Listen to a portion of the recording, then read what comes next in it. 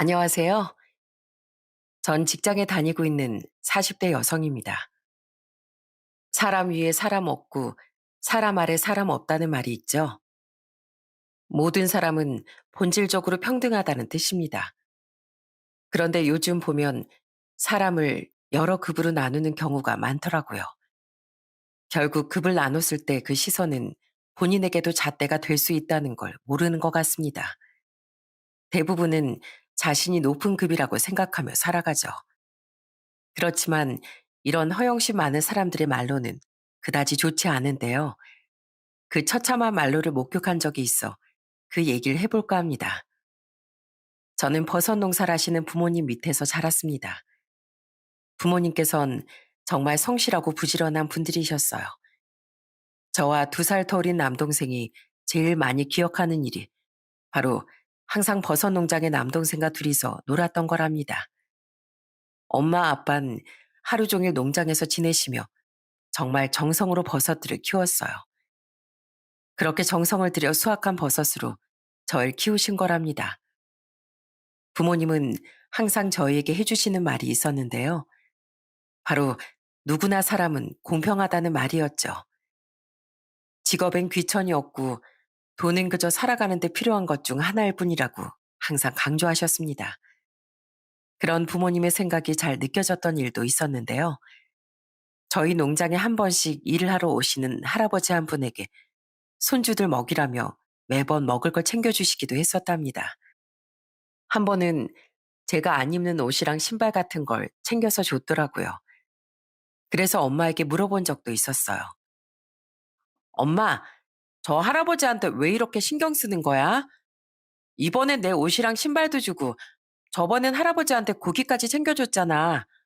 왜 그렇게 이것저것 챙겨주는 건데? 아, 저 할아버지 손주들이 있어. 할아버지 혼자서 두 손주들을 키우고 있거든. 그래서 엄마 아빠가 조금씩 도와드리는 거야. 어차피 석희 너 저 옷들이랑 신발 이제 작아서 못 입잖아. 입을 수 있는 사람한테 가면 더 좋지. 그래도 너무 많이 챙겨드리는 거 아니야? 엄마 매번 고기며 김치며 이것저것 다 챙겨주잖아. 석희야, 사람 사는 건 이렇게 다 베풀면서 사는 거야. 너도 나중에 커서 보면 다 알 거야. 사람이 혼자서 살아가는 건 없어. 다 서로서로 나누고 베풀면서 그렇게 살아가는 거야. 이렇게 베풀면 다시 복으로 돌아오는 거라니까. 나중에 시간 지나면 너도 알게 될 거야. 엄마 아빠는 넉넉한 형편이 아님에도 불구하고 어려운 이웃들을 정말 많이 도와주셨어요. 처음엔 저도 부모님의 이런 나눔이 이해가 되지 않았지만 나중에 시간이 차차 흐르면서 전 부모님을 존경하게 되었습니다. 어려운 상황에서도 늘 배려하고 다른 사람들의 어려움을 더 생각해 준다는 게 정말 쉬운 일이 아니더라고요. 그럼에도 부모님께선 평생을 베풀며 사셨으니 더욱 존경할 수밖에 없었답니다. 전 졸업을 하고 경기도권에서 직장을 다니며 자리를 잡게 되었는데요. 거기에서 같이 일하는 회사 언니의 소개로 지금의 남편을 만나게 됐습니다. 그때 제 나이가 27살이었고 남편은 29살이었는데요. 그때 당시 남편은 중소기업을 다녔었어요. 사람이 정말 성실하고 배려심도 좋고 생각이 깊더라고요. 그런 모습을 보면서 참 좋은 사람이라고 생각을 했습니다. 그렇게 2년의 연애 끝에 제 나이 29살, 남편은 31살에 결혼을 결심하게 되었어요. 지금도 처음 제가 시댁에 인사 갔을 때가 기억에 많이 남는데요. 그때 시댁은 정말 집이 많이 어려웠어요. 지하에 사셨는데 방 2칸짜리 햇빛도 잘 들어오지 않는 그런 곳에서 살았습니다. 그리고 남편의 남동생인 시동생은 반도체 공장에 다니면서 근처 원룸을 잡고 살고 있었어요. 처음 인사를 갔을 때 정말 반가워하시면서도 제 눈치를 많이 보셨던 기억이 있습니다. 아무래도 집이 좋지 않다 보니 혹시라도 제가 나쁘게 볼까봐 눈치를 보셨던 것 같아요. 안녕하세요. 처음 뵙겠습니다. 공석희라고 합니다. 아이고, 반가워요. 난 동진이 엄마. 너무 누추한 곳에 와서 어떻게 하나. 우리 이렇게 살아요. 조금 불편해도 여기 앉아요. 아니에요. 저희 부모님도 시골에서 다 이렇게 사시는걸요. 괜찮습니다. 사실 그때 시댁집은 정말 난리도 아니었습니다. 장판도 여기저기 다 뜯어져 있었고 벽지 곳곳에 곰팡이가 잔뜩 피어 있었어요. 공간도 넓지 않아 물건들이 어지럽게 쌓여 있었는데 그래도 제가 인사를 온다고 해서 그런지 시모께서 정말 정성을 다해 갈비찜을 가득 차려놓으셨더라고요. 그런 모습을 보면서 참 어려워도 시부모님께서 정말 좋으신 분들이구나 느껴졌습니다. 그날 밥을 먹는데 깜짝 놀라기도 했었어요. 밥상 옆으로 바퀴벌레 한 마리가 쓱 지나가기도 했거든요. 진짜 그때 너무 놀라서 소리를 깍 하고 지르기도 했답니다. 그러니 시모가 머쓱해 하시기도 했어요. 어머, 많이 놀랐어요? 아유, 제가 또 나타났네. 그러게 여보, 내가 바퀴벌레 약 좀 뿌리자고 했잖아. 아유, 미안해요. 아이 참, 아이 그러게 내가 미리 뿌렸어야 하는 걸 깜빡했네. 미안해요. 첫인사 온 건데 어떻게 이런 꼴을 보이나. 다음엔 내가 싹 다 잡아놔야 되겠어. 이런 일들이 생겼을 때 사실 당황스럽고 결혼에 대해서 주저할 수도 있었겠지만 전 오히려 솔직하게 본인들의 상황을 드러내는 시부모님이 좋았어요. 결혼을 한다고 하면 무조건 환경, 조건부터 물어보는 집안들이 많은데 그런 거 하나 물어보지도 않고 시부모님은 정말 절 있는 그대로 받아주셨습니다. 나중에 남편에게 물어보니 시부께서 평생 다니던 회사를 은퇴하시고 사업을 했었는데 그게 잘 되지 않아 이사를 오게 되신 거라고 하더라고요. 좋지 않은 환경이었지만 그래도 시부모님은 저에게 정말 잘해주셨습니다. 결혼을 하고선 제가 참 결혼을 잘했다고 생각을 많이 했었는데요. 특히나 시모께선 저한테 시집살이 한 번 없이 진짜 딸처럼 대해주셨어요.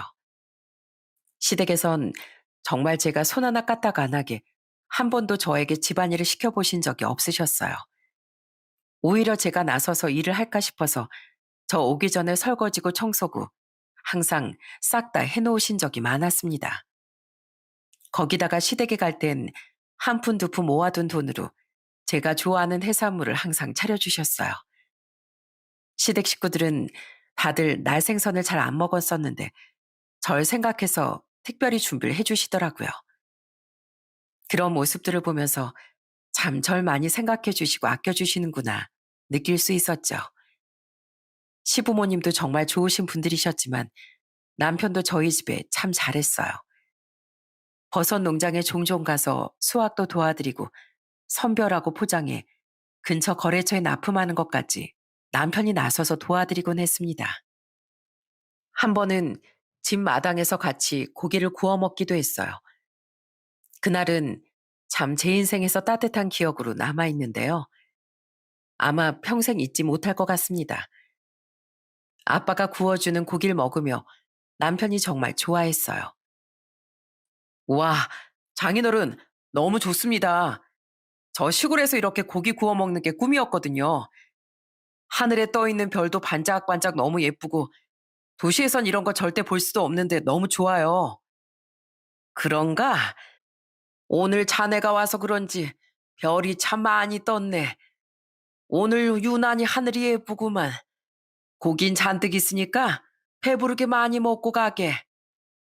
성서방, 내가 주는 이 쌈도 하나 먹어봐. 이거 쌈채소 우리 앞마당에서 재배한 거거든. 올라갈 때 좀 가지고 가서 사돈댁에도 나눠드려. 와, 장모님 역시 장모님이 재배하신 건 다 이렇게 신선하고 맛있네요. 최고입니다. 너무 맛있어요. 저 처가댁에만 오면 이렇게 배부르게 먹고 간다니까요. 이러다가 살찌겠어요. 그렇게 살뜰하게 자라는 남편에게 더욱 고마워 저 역시 시댁에 잘하려고 노력했습니다. 주말이면 시댁으로 가서 같이 밥도 먹고 도란도란 얘기도 나누며 소소한 행복을 느끼기도 했어요. 그러다 결혼하고 2년 차에 전 아들 쌍둥이를 낳게 됐습니다. 첫 임신을 했을 때부터 시부모님이 제 건강 걱정을 정말 많이 하셨어요. 아무래도 하나가 아니라 둘을 뱃속에 품고 있어야 하니 매일 제 안부를 묻고 조마조마해 하셨습니다. 출산을 할 때도 산통을 겪는 절 보며 옆에서 눈물을 흘리실 정도로 안타까워하셨는데요. 사실 원래는 의사가 제왕절개 권했었는데 제가 아무래도 애들을 생각하면 자연분만이 더 나을 것 같아서 자연분만을 고집했었거든요. 그게 너무 제 생각만 좀 했던 것 같아요. 그때 애를 낳을 때 정말 너무 힘들었습니다. 정신도 못 차릴 정도로 너무 힘들어서 사실 그때의 기억이 많이 없어요. 그 정도로 난산이었답니다. 그때 겨우 정신 차렸을 때 제 곁엔 시모가 계셨어요. 제 손을 꼭 잡고선 눈물만 흘리시고 안쓰러워하셨죠. 아이고, 우리 며느리 고생했다. 정말 고생했어. 우리 손주들 낳아줘서 정말 고맙구나. 근데 두 번은 낳지 말거라. 이러다가 너 몸 상할까봐 나랑 네 시애비랑 얼마나 걱정이 많았는지 알아? 아휴, 정말 두 번은 못할 일이다. 어머님, 아이는 보고 오셨어요? 울지 마세요. 저 괜찮아요. 고맙다, 고마워. 손주들 낳아줘서 내가 너한테 얼마나 고마운지 몰라. 넌 아무 걱정 말고 네 건강만 챙겨. 다른 것보다 산후조리를 잘해야 하는 거야. 알았지? 그렇게 제 손을 꼭 잡으며 안아주시는데 정말 절로 눈물이 다 나더라고요. 누구보다 제 걱정을 많이 하셨다는 게 다 느껴졌어요. 신생아는 거의 2시간마다 깨서 수유를 해야 하는데 저희는 신생아가 둘이다 보니까 정말 혼자서는 버겁고 볼 수 없었거든요. 그런데 매일같이 시부모님이 오셔서 한 명씩 맡아서 봐주셨기 때문에 전 낮에도 틈틈이 쉬고 잠도 충분히 잘 수 있었습니다. 그렇게 시부모님께서 제 산후조리를 도와주신 덕분에 전 정말 별탈 없이 건강을 되찾을 수 있었어요. 그리고 아이들이 100일이 되었을 땐 깜짝 놀랄 만한 선물도 저희에게 주셨습니다. 정말로 힘든 상황에서도 조금씩 돈을 모으셔서 50만 원을 쥐어주셨어요. 며느라, 우리가 능력이 부족해서 많이 못해줘서 미안하구나. 어떻게든 더 해주고 싶었는데 정말 미안해. 어머님이 무슨 돈이 있으시다고. 아니에요. 이거 그냥 다시 넣으세요. 저 어머님 아버님이 산후조리 도와주신 것만으로도 충분해요. 어허, 어른이 주면 받는 거야. 네가 이거 안 받으면 나중에 우리가 손주들이랑 너 볼 면목이 어디 있겠니? 얼른 받아, 얼른. 그렇게 제 손에 꼭 쥐어주시는 용돈을 전 거절하지 못했습니다. 대신 이후에 시부모님 생신이나 명절 때 더 넣어서 챙겨드렸어요. 늘 부모님께서 하시던 말처럼 돈이 사람을 만드는 건 아니더라고요. 가난하고 어렵지만 정말 좋은 사람들도 많다는 걸 시부모님을 보면서 다시 한번 느꼈습니다.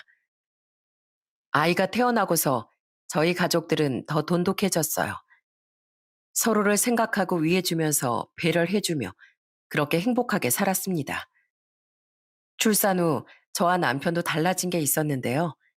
바로 남편이 회사를 그만둔 거였어요. 사실 남편 회사가 많이 힘든 상황이었는데 남편이 일을 잘하다 보니 다른 직원들이 계속 해고 통보를 받는 상황이라 결국 남편은 그만둬야 되겠다고 하더라고요.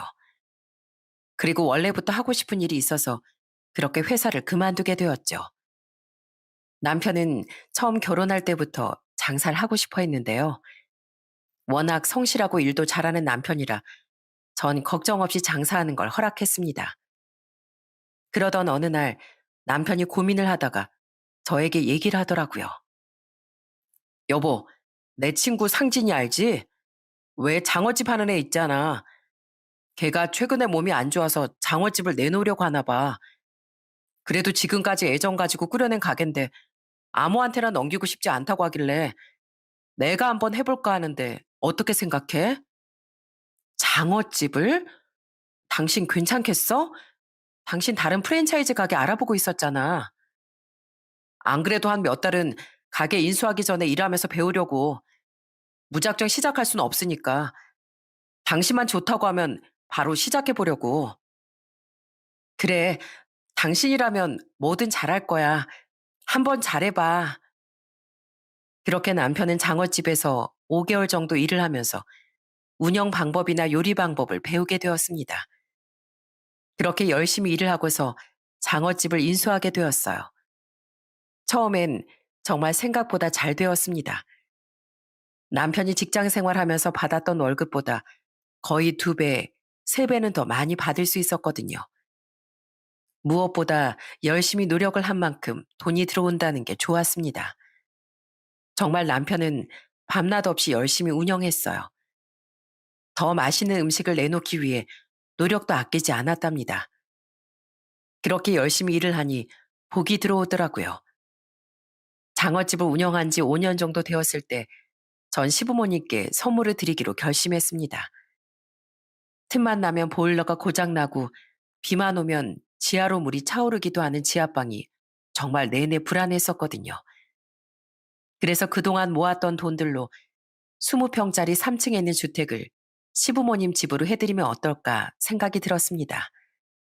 전 남편에게 이 얘기를 꺼내게 되었어요. 여보, 우리 어머님, 아버님 집 한 채 얻어드리는 거 어때? 안 그래도 장마 때마다 물 들어와서 난리였잖아. 나 도저히 불안해서 안 되겠어. 이번 장마에도 비가 많이 온다는데 물이라도 잠겨봐. 이참에 우리 집 하나 해드리자. 정말? 당신 그런 생각까지 한 거야? 진짜 내가 무슨 복이야. 당신 진짜 고마워. 우리 부모님 생각도 이렇게 많이 해주고. 솔직히 나도 좀 걱정이 많았는데 당신이 먼저 그렇게 말해주니까 정말 고맙다. 뭘, 나도 우리 시부모님 걱정 많이 한다고. 나한테 그러니까 앞으로 잘해, 여보. 남편은 저에게 정말 고마워했습니다. 그때 마련해드린 집이 4층짜리 주택이었는데 3층 집을 구입해서 시부모님께 선물로 드리게 되었어요. 서울처럼 비싼 건 아니었고 작은 집이었지만 지하에서 위로 올라왔다는 것만으로도 제가 너무 뿌듯하고 좋았습니다. 처음 시부모님께 그 집을 공개했을 때가 지금도 생생하게 기억이 나요. 잠시 갈 곳이 있다고 말하고서 시부모님을 모시고 그 집으로 갔는데 입구에서 눈을 감아보라고 했었거든요. 어머님, 아버님, 눈 한번 감아보세요. 따라라라따. 짠! 여기가 이제 어머님, 아버님 집이에요. 어때요? 오메, 여기가 우리 집이라고? 네, 이제 보일러 안 돌아서 냉방에서 주무시지 마시고 어머님, 아버님께 선물로 드리는 거니까 여기서 행복하게 오래오래 사세요. 아휴, 고맙다, 고마워. 우리 며느리밖에 없구나. 언제 이런 생각까지 했다니? 아휴, 우리가 무슨 호강이야. 고맙다. 아이고, 우리 며느리 덕에 정말 고마워. 그날 시부모님은 정말 좋아하셨습니다. 가세가 기울고 나선 정말 좋지 않은 환경에서 사시느라 잔병도 많이 걸리고 계절마다 춥고 덥고 물이 차오르면서 집 걱정을 안 한 적도 없었거든요. 너무나 행복해 하시는 모습을 보면서 저도 정말 행복하고 기뻤습니다. 시부모님뿐만 아니라 시동생도 너무나 좋아했어요. 집을 선물해 줬다는 소식이 전해지자마자 시동생은 저에게 감사 인사를 했습니다. 그렇게 저희는 그날 새 집에 모여 축하 파티를 했습니다. 오랜만에 시부모님은 축하주도 드시면서 너무 기뻐하셨어요. 어머님, 이렇게 좋은 날 노래 한 곡 하셔야죠. 어머님이 좋아하시는 노래 한 곡 해주세요. 그럴까 그럼? 쨍하고 해 뜰 날 돌아온단다. 어머, 어머님 노래도 진짜 잘 부르시네요. 정말로 노래처럼 쨍하고 해뜰 날이 있었으면 좋겠어요. 이렇게 좋은 날이 매일매일 있었으면 좋겠네요. 그러게나 말이다. 아이고, 우리 며느리 덕에 내가 산다, 살아. 며느라, 정말 고맙다. 내가 아주 널 업고 다니고 싶을 정도야. 정말 고마워.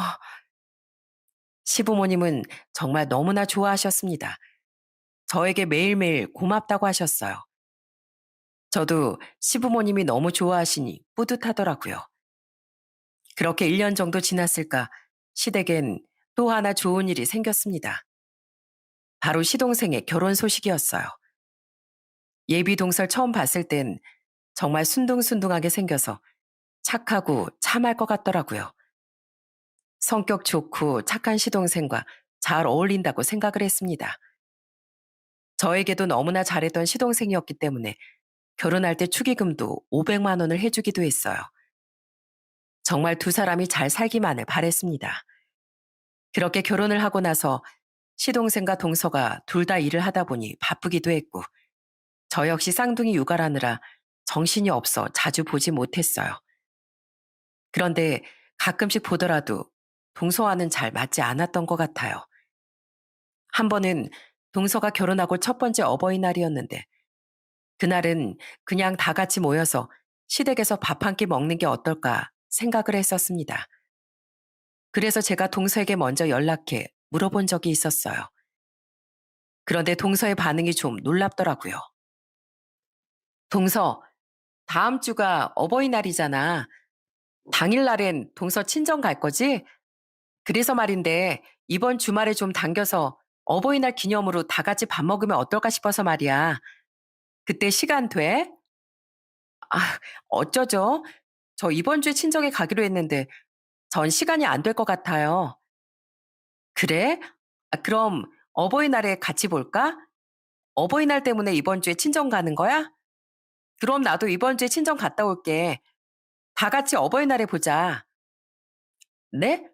어버이날은 각자 집 챙겨야죠. 그날은 저 일해서 시댁에 못 가고 정 챙기고 싶으시면 형님이 알아서 챙기세요. 전 제가 알아서 할게요. 종종 동서와 시댁 일 때문에 전화를 하거나 얘기를 나눌 때가 있었는데 그때마다 참 남일 얘기를 하는 듯 말을 하더라고요. 처음엔 그저 결혼한 지 얼마 되지 않았고 시댁 식구들과도 별다른 교류가 없으니 그럴 수도 있겠다고 생각했습니다. 그런데 시간이 점점 지날수록 너무하다는 생각이 들 정도로 일들이 많아졌습니다. 생신이고 명절이고 특별한 날엔 늘 동선 바쁘고 일이 생겼어요.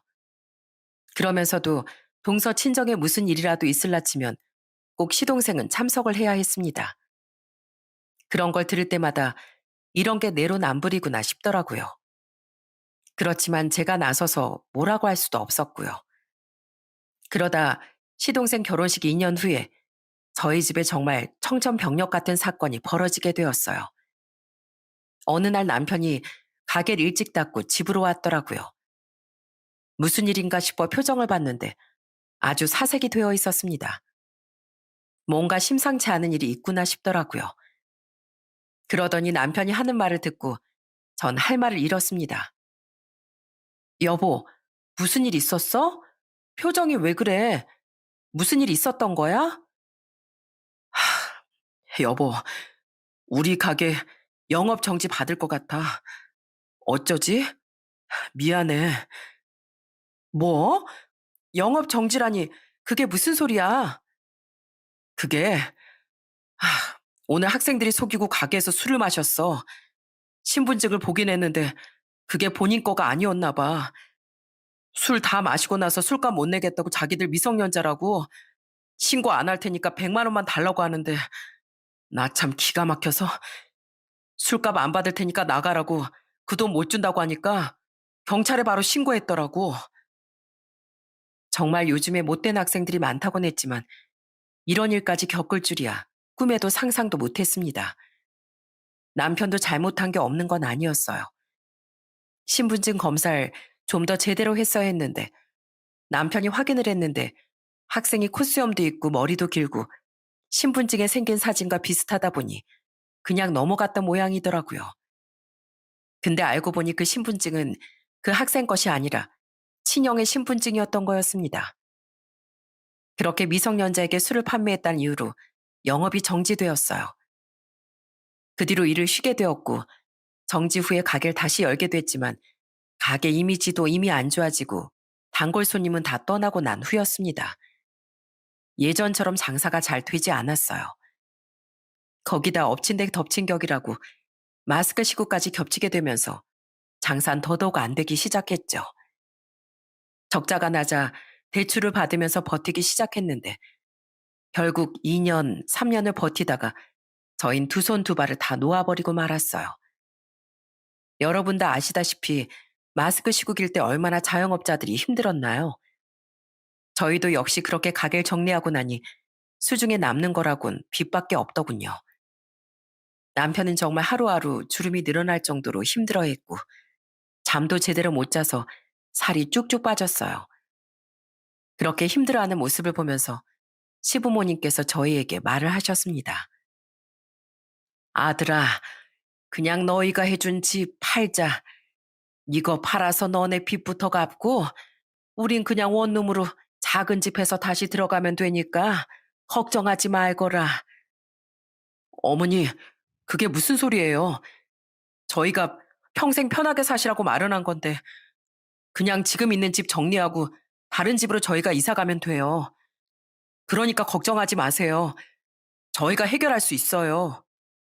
아휴, 그래도 또 우리 손주들을 봐서라도 우리가 이러면 안 되지. 어떻게 그러니? 어머니, 저희 아직 젊잖아요. 인생에 이런저런 실패도 있는 거죠. 젊어서 고생은 사서도 한다는데 저흰 괜찮으니까 걱정하지 마세요. 정말 힘들었지만 그때 시부모님 집을 판다는 건 정말 말도 안 되는 일이라고 생각했습니다. 그래서 다른 방법을 알아보다가 저희가 임대주택에 들어가게 되었어요. 일정 보증금을 내고 월세 27만 원 정도 내는 곳으로 들어가게 되었습니다. 서류를 내고서도 정말 들어가게 해달라고 얼마나 기도를 했는지 모릅니다. 정말 기도가 통했는지 임대주택에 들어갈 수 있게 되었던 거랍니다. 저희가 입주한 곳은 아주 오래된 아파트였어요. 그래도 저희 네 식구가 함께 할 수 있는 공간이 있다는 것만으로도 너무나 행복하고 좋았습니다. 그 후로 저도 다시 새로운 직장을 구해서 다니게 되었고 남편도 공장으로 들어가 열심히 일을 시작했어요. 서로 열심히 일을 하다 보면 이 정도 위기쯤이야 금방 극복할 수 있을 거라고 생각했습니다. 저희는 그렇게 서로를 믿었어요. 다시 일어날 수 있다는 생각으로 가족만 보고 살자는 식으로 그렇게 열심히 일을 했습니다. 그러던 어느 날 작년 설날에 결국 일이 터지고 말았어요. 명절에 다 같이 모여서 지내기로 하고 남편과 아이들을 데리고 시댁으로 향했습니다. 그날 낮부터 오순도순 음식도 마련하고 서로 얘기도 많이 하면서 하루를 보냈어요. 그 다음날 집으로 가려고 하니 명절에 했던 음식이 너무 많이 남았더라고요. 이걸 어떻게 해야 하나 고민을 하다가 원래도 시부모님이 많이 드시는 편은 아니었다 보니 싸서 가지고 가야 될 것 같다고 생각이 들었습니다. 그래서 전 동서에게 묻게 되었어요. 동서, 이거 음식 남은 거 가지고 갈 거야? 생각보다 많이 남았네. 어제 많이 음식을 장만한 것도 아닌데 말이야. 아휴, 저흰 그거 안 먹어요. 어제 먹은 것도 질려요, 질려. 동서의 말에 전 그 음식들을 그냥 버리기엔 아까워 팩에다가 하나하나 싸기 시작했습니다. 그래도 가지고 와서 냉동실에 두고 먹으면 아이들 반찬으로도 할 수 있고 바쁠 때 편하게 데워 먹을 수 있으니 좋을 것 같다고 생각을 했죠. 그런데 그때 전 정말 경악할 소리를 듣고 말았습니다. 옆에서 분명히 절 보고서 얘기를 한 건 아니었지만 동서가 다른 곳을 보면서 뭐라고 중얼중얼 얘기를 하기 시작하더라고요. 아휴, 진짜 누가 월세 거지 아니랄까봐 저런 음식 쓰레기도 잘 챙기는 것 좀 봐. 아휴, 저런 것도 귀한가 보네. 불쌍하다, 불쌍해. 분명히 절 보면서 말한 건 아니었지만 저한테 하는 소리가 분명했습니다. 그래서 전 바로 동서에게 따져 물었어요. 동서, 지금 나한테 하는 소리야? 어? 지금 나한테 우리 월세 산다고 지금 나한테 하는 소리냐고. 뭐 그런 건 아니고요. 그냥 혼자 중얼거린 거예요. 아니 그러니까 혼자 중얼거리는 건데 음식 산 사람이 지금 나밖에 없잖아. 지금 나한테 그런 거냐고. 아이, 형님, 그냥 농담한 거예요, 농담. 이래서 형님이 문제인 거예요. 왜 이렇게 예민하세요? 전 동서의 말에 정말 어처구니가 없더라고요. 남은 음식을 가지고 가는 것도 이런 소리를 들을 만한 일인지 도저히 이해도 안 됐고, 거기다가 사람을 앞에 두고 그런 말을 하는 게 정말 화가 났어요. 그동안 쌓여 있었던 일들도 많았기 때문에 동서 이런 말은 제 화를 부추겼습니다. 그렇지만 명절에 큰 소리를 내고 싶진 않아 꾹꾹 참고 있었죠. 그런데 꾹 참던 저를 폭발시킨 건 바로 동서의 말 한마디였습니다. 진짜 형님, 저보다 손윗 사람이면 좀 어른스럽게 체면도 차리고 그래야죠. 어떻게 말 한마디 이렇게 욱하시는지 아니, 농담도 못해요? 참, 동서, 진짜 안 되겠네. 내가 웬만해선 어머님, 아버님 때문에 참으려고 그랬는데 안 되겠어. 우리나라 족보가 왜 이렇게 손윗 사람, 손 아랫 사람 이렇게 나눈 줄 알아? 다 이유가 있는 거야. 내가 손윗 사람이 얼마나 무서운지 보여줄게. 그래서 뭐 어쩌시려고요? 어쩌실 건데요? 마음대로 해보세요. 뭐 어쩌신다고요?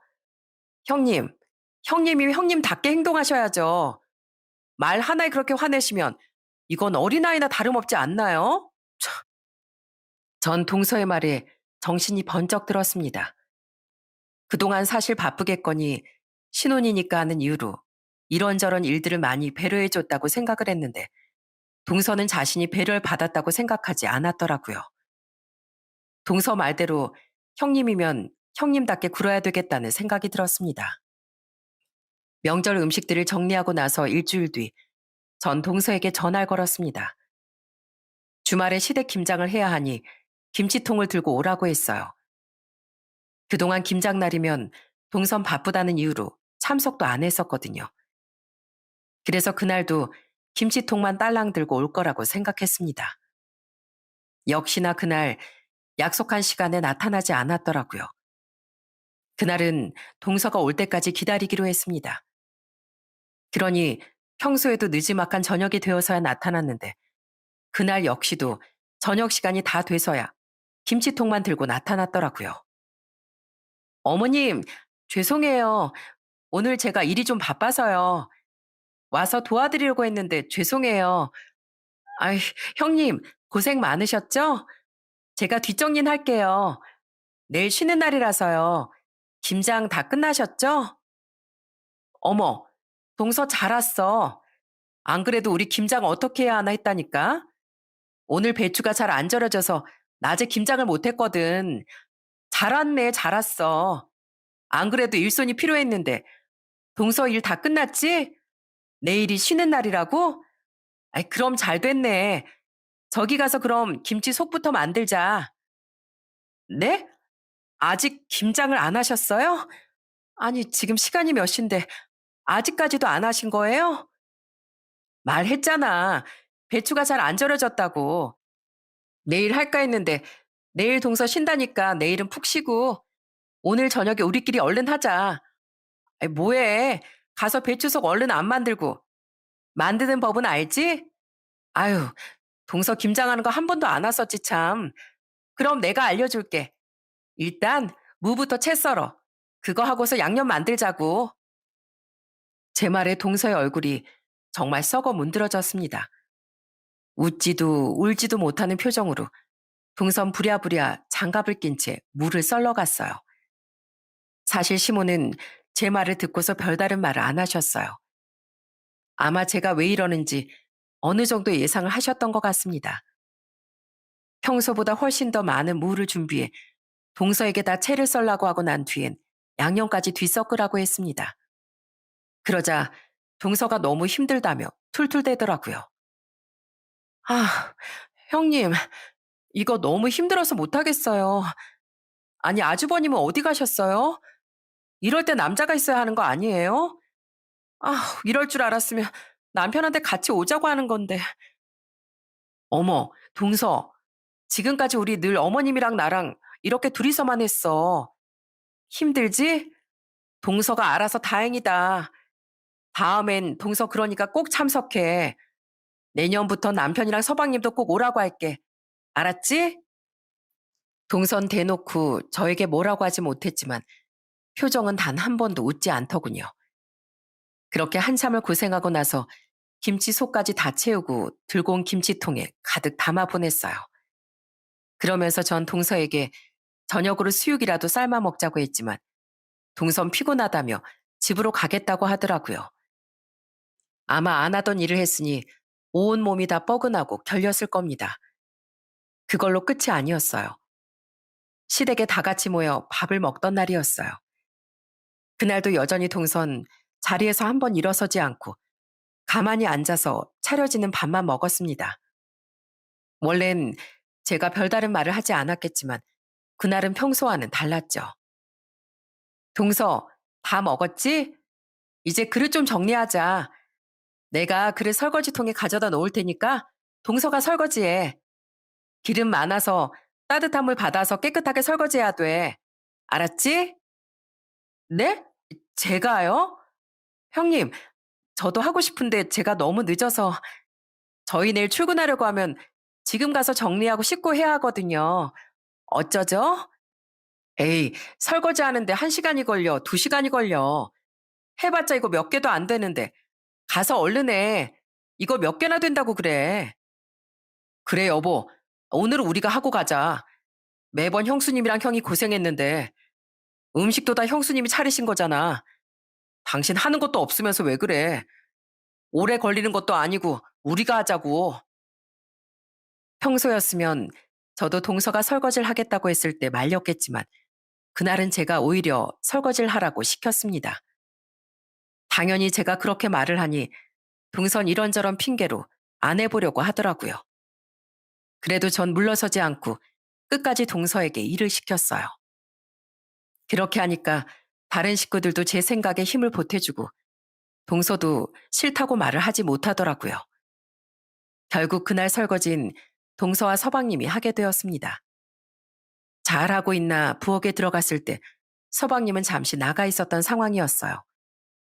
그랬더니 제가 온 걸 보고선 동서가 갑자기 하소연을 하더라고요.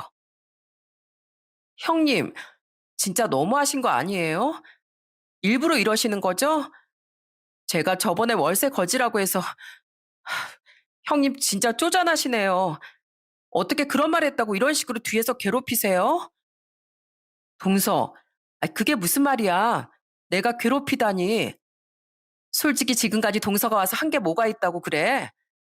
고작 설거지하고 뭐 저번에 김장한 것 때문에 그래? 동서 그거 가지고 뭐라고 할 일 아닌 거 몰라? 아니 해도 해도 너무하시잖아요. 김장도 그때 정말 힘들게 하고 제가 다 했잖아요.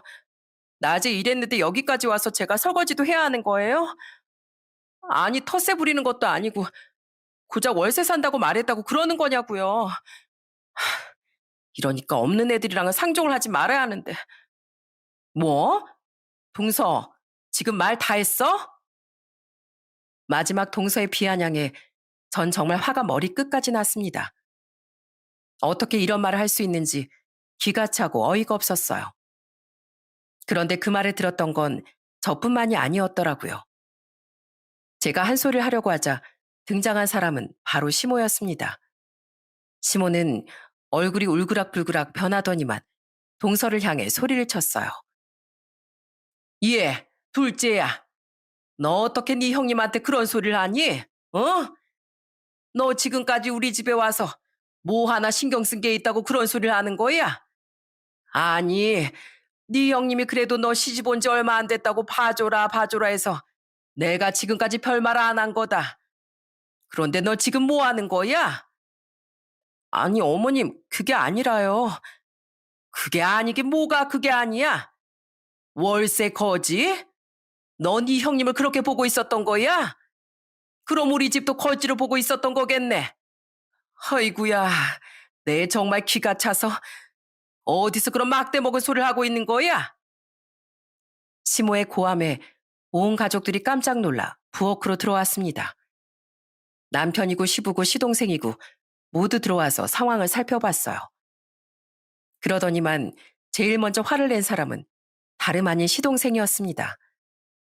시동생은 뭔가 이미 이런 상황을 다 아는 듯 했어요. 당신 또 그런 소리를 했어? 도대체 사람을 어떻게 그런 걸로 판단을 해? 형수님, 정말 죄송합니다. 제가 정말 형수님한테 드릴 말씀이 없네요. 여보, 왜 그래? 내가 뭘 잘못했다고. 그냥 농담으로 그런 소리 했던 거야. 내가 뭘 잘못했다고 다 형님한테 쩔쩔매는 건데, 어? 며느린 형님이고 나고 다 마찬가지인데, 왜 형님한테만 다들 쩔쩔매는 거냐고. 당신 입 못 다물어? 어떻게 형수님한테 그런 소리를 해? 형수님이 여기 이 집도 다 마련해 주신 거고, 우리 신혼집 융자, 형수님 덕분에 받을 수 있었던 거야. 알기나 해? 당신 땡전 한 푼 안 들고 온 거 형수님 다 아시면서도 지금껏 그런 소리 한 번 해본 적도 없다고. 월세 거지? 당신 그 어울리는 사람들이랑 어디 사나 하면서 금 나누고 그랬던 거 여기서도 그 짓거리 한 거야? 아, 진짜 내가 창피하다 창피해. 뭐?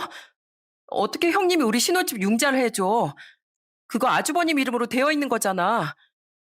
어휴, 형이 아니라 형수님이 도와준 거라고. 형수님이. 그래서 내가 좀 잘하라고 했잖아. 형수님이 당신 눈치 보일까봐 끝까지 말하지 말라고 한 거야. 어휴, 그 배려도 모르고 정말. 네, 그랬습니다. 시동생이 결혼할 당시 사실 신혼집 마련 때문에 고민이 좀 많았어요. 반도체 공장에서 사택이 나오긴 했지만 아무래도 오래된 아파트이다 보니 신혼 살림을 차리기엔 좀 힘든 환경이더라고요. 거기다가 동서도 거기에서 신혼 살림을 차리길 원하지 않는다고 하니 저와 남편이 그동안 모아뒀던 돈으로 신혼집 마련에 보태줬던 거였어요.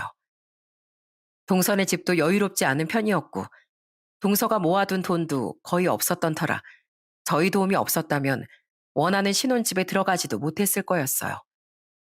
그동안 참 착하고 저한테도 잘했던 시동생이 결혼을 한다고 하니 기꺼이 도와줬던 거였는데 동서가 이렇게 나올 줄이야 상상도 못했던 거였죠.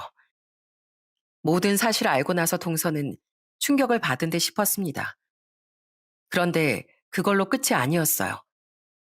시동생은 더욱 충격적인 사실을 털어놨습니다. 당신, 그동안 어울리던 사람들이랑 돈으로 금 나누면서 잘도 지냈지?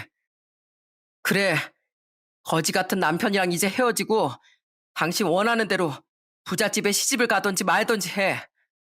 나도 당신같이 허영심 많은 여자랑은 그만 살 테니까. 그래도 잘 사는 모습 부모님, 형수님, 형한테 보여주고 싶어서 지금까지 참았는데 여기서까지 이러니 도저히 안 되겠다.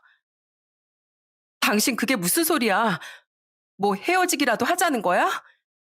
그래, 당신이랑 그 어울리는 사람들이랑 통화하는 거 다 들었어. 우리 집 거지 같고 형네도 못 산다고.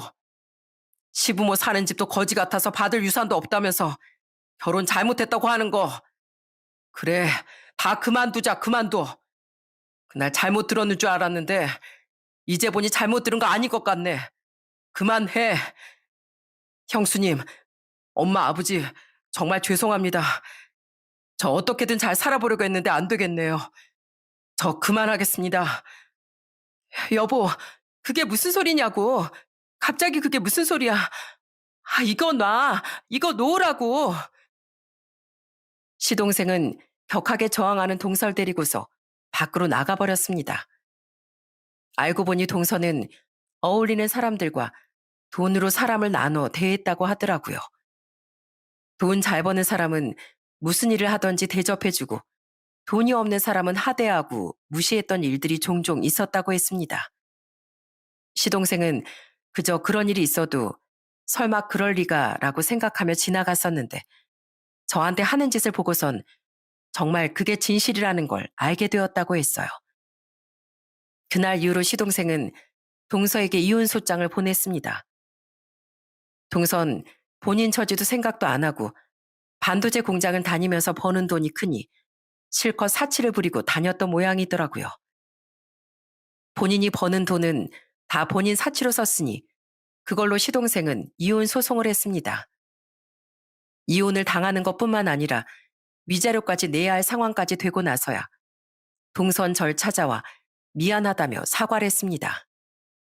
형님, 제가 진짜 잘못했어요. 제발 남편한테 좀 잘 얘기해 주세요. 오해라고. 저 진짜 돈으로 그렇게 사람 가리고 그러지 않았어요. 그러지 않는 사람이 월세 거지라는 말을 하나? 이거 동서가 만든 거야. 내가 이러려고 한 게 아니고 동서가 다 이렇게 만든 거라고. 아직도 모르겠어? 아, 형님, 저 이렇게 이혼하면 저 진짜 망해요. 위자료도 내야 되고 친정에서 이 사실 알면 저 진짜 쫓겨나요. 제발 형님이 저희 남편 마음 좀 돌려주세요. 그래도 남편이 형님 말은 듣잖아요. 제발요. 내가 왜?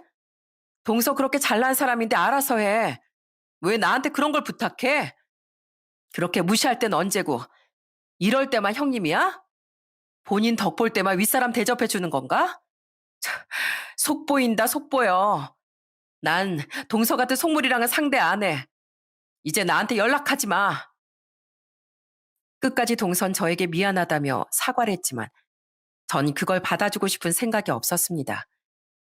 그동안 절 무시하고 급을 나누며 대했다는 걸 생각하면 속부터 화가 끓어오르거든요. 결국 시동생은 이혼을 하게 되었어요. 생각보다 동서가 사칠 부린 게 많았던 모양이더군요. 재산 분할을 할 때도 시동생이 유리하게 재산 분할을 할 수 있었습니다. 시동생의 신혼집은 그대로 가지고 올 수 있었어요. 그만큼 동서가 경제적으로 기여한 바가 거의 없었다는 뜻이죠. 동선 다시 어려운 친정으로 돌아갔다고 하더군요. 애초에 친정에서 거의 가장이나 다름없었는데 결혼으로 거기서 겨우 빠져나왔던 거였거든요. 아마 혼자서 번 돈을 온 가족이 다 쓰다가 결혼하고선 자기 혼자서 쓸 수 있게 되니 사람이 달라졌던 것 같습니다. 그렇게 다시 친정으로 들어간 동선, 결혼 전처럼 모든 월급을 가족들이 다 쓰며 살고 있다고 하더라고요. 그렇게 힘들게 살았던 동서가 왜 돈으로 사람 급을 나눴던 건지 지금도 이해가 되지 않습니다. 애초에 동서의 마음이 그 정도였던 것 같아요. 시동생은 그렇게 이혼을 하고서 저희를 찾아왔더라고요. 그러더니 저희에게 뜻밖의 제안을 했어요. 형수님, 솔직히 말해서 저희 이렇게 사정 나아진 거 다 형수님 덕분인 거 압니다. 저라고 모를까요? 형수님 덕분에 부모님 편한 집에서 잘 사시고 계시고 저도 결혼할 때 신혼집 마련할 수 있었잖아요. 그래서 말인데 이 집에 사시는 건 어떠세요? 네? 저희가 그 집으로 들어가라고요? 네. 어차피 전 회사 기숙사로 들어가려고요. 집을 처분하기도 그렇고 형수님네 지금 사는 집은 작아서 애들도 많이 불편해하잖아요. 들어와서 사시면 저도 마음 편하고 좋을 것 같은데 그렇게 하세요. 제가 형수님께 해드릴 수 있는 건 이것뿐인 것 같네요. 시동생은 그 신혼집을 저희에게 넘겨주었습니다. 그렇게 저희 네 식구는 좀 더 넓은 집으로 이사를 갈 수 있었어요.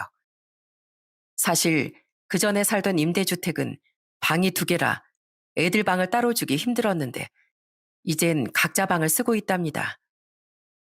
여전히 시댁 식구들과는 정말 잘 지내고 있어요. 얼마 전엔 다 같이 가족 여행을 떠날 계획을 세우기도 했습니다.